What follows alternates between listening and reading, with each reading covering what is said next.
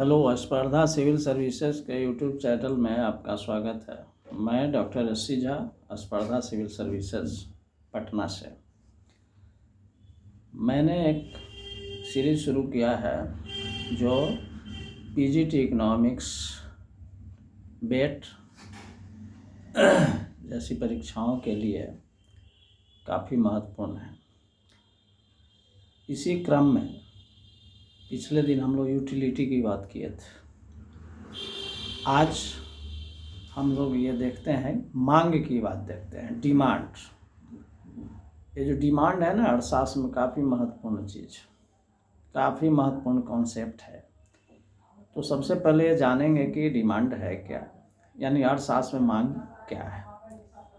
तो हमको ये जानना है कि अर्थशास्त्र में मांग के लिए 5 शर्तें होनी चाहिए। पहला, किसी वस्तु की इच्छा का होना। दूसरा, इच्छा पूर्ति के लिए साधन का होना। तीसरा, साधन को व्यय करने के लिए तत्परता का होना। चौथा, एक निश्चित कीमत। और पांचवा, एक निश्चित समय अवधि। यानी किसी व्यक्ति की उस इच्छा को मांग कहते हैं जिसके लिए उसके पास पर्याप्त साधन हो और वह व्यय करने के लिए तैयार हो। यह हमेशा एक निश्चित कीमत पर और एक निश्चित समय अवधि में होता है। यानी एक निश्चित समय अवधि में एक निश्चित कीमत पर किसी वस्तु की किसी व्यक्ति की उस इच्छा को मांग कहते हैं जिसके लिए उसके पास पर्याप्त साधन हो और उस साधन को व्यय करने के लिए तत्पर। तो यह मांग 5 शर्तें होनी चाहिए। अगर कोई भी शर्त इसमें नहीं है तो मांग अर्थशास्त्र में नहीं हो पाएगा। अब मांग कई प्रकार के होते हैं। एक है कीमत मांग, एक है आय मांग यानी इनकम डिमांड, तीसरा तिरछी मांग यानी क्रॉस डिमांड। तो कीमत मांग यानी प्राइस डिमांड, सबसे पहले हम लोग देखते हैं उसको कि प्राइस डिमांड यानी कीमत मांग, कीमत और मांग में संबंध बताता है। सामान्यतया कीमत और मांग में विपरीत संबंध होता है।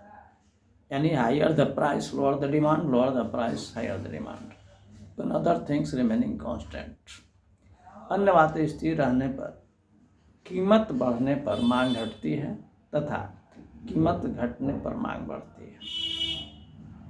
यही मांग का नियम है जिसे मार्शल ने दिया था, अल्फ्रेड मार्शल ने दिया था, मांग का नियम। तो जब कीमत बढ़ती है तो मांग घट जाती है, जब कीमत घटती है तो मांग बढ़ जाती है, व्यवहारिक बात।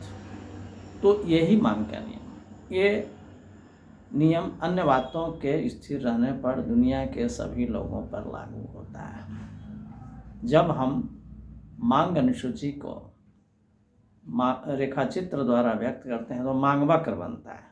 सामान्यतया मांग वक्र बाएं से दाएं नीचे की ओर गिरता हुआ होता है। यानी डिमांड कर्व का जो स्लोप होता है वो निगेटिवली स्लोप्ड होता है, यानी इसकी ढाल ऋणात्मक होती है। अक्सर ये प्रश्न पूछता रहता है। तो ये मांग का नियम हो गया। अब मांग का नियम कुछ परिस्थिति में अपवाद के रूप में काम होता है। जैसे अगर देश में युद्ध होने वाला है या युद्ध होने की स्थिति है या हो रहा है तो उस स्थिति में मांग का नियम लागू नहीं होगा। यानी मांग का नियम लागू नहीं होने का मतलब है कि मांग वक्र बाएं से दाएं ऊपर की ओर उठता है, तो युद्ध की स्थिति में नहीं होगा। सट्टेबाजी की स्थिति में मांग का नियम काम नहीं करता है। फिर प्रदर्शन प्रभाव की स्थिति में भी मांग का नियम काम नहीं करता है। इसमें मांग वक्र बाएं से दाएं ऊपर की ओर उठता हुआ होता है। फिर उपभोक्ता को कीमत की अज्ञानता होने पर मांग का नियम काम नहीं करता। और गिफन वस्तुओं की स्थिति में मांग का नियम काम नहीं करता है। मंदी की स्थिति में मांग का नियम काम नहीं करता है। तो ये सभी अपवाद हैं जिसमें मांग का नियम लागू नहीं होता है। तो प्रश्न अक्सर पूछता है कि मांग का नियम कब लागू होता है, कब नहीं आता है।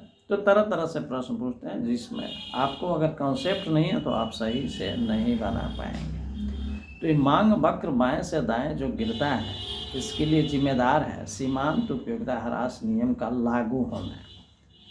एक दूसरा फैक्टर आय प्रभाव, एक है प्रतिस्थापन प्रभाव और एक है स्थानापन्न वस्तुओं की संख्या। इन सभी की स्थिति में मांग, इन सभी के कारण मांग वक्र बाएं से दाएं नीचे की ओर गिरता हुआ होता है।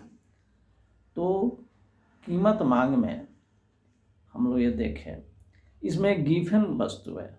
जो रॉबर्ट गिफेन ब्रिटिश अर्थशास्त्री थे, उन्होंने इस कॉन्सेप्ट को दिया और बतलाया कि कुछ वस्तुएं ऐसी होती हैं जिसमें मांग का नियम काम नहीं करता है। वस्तुएं घटिया होती हैं तो फिर उसमें आय प्रभाव के कारण मांग का नियम लागू नहीं होता है। तो गिफेन वस्तु कहते किसे हैं? तो इसकी 3 शर्तें हैं। पहली शर्त है कि वस्तु घटिया हो और आय प्रभाव ऋणात्मक तथा शक्तिशाली हो। दूसरा है कि प्रतिस्थापन प्रभाव कमजोर हो। तीसरा है कि उपभोक्ता उस वस्तु पर अपनी आय का एक बड़ा हिस्सा खर्च करता हो। तो ये 3 शर्तें अगर जो वस्तु पूरी करती है वो गिफेन होती है। तो यहाँ एक बहुत महत्वपूर्ण चीज़ है, प्रत्येक घटिया वस्तुएं गिफेन नहीं होती है। वही घटिया वस्तु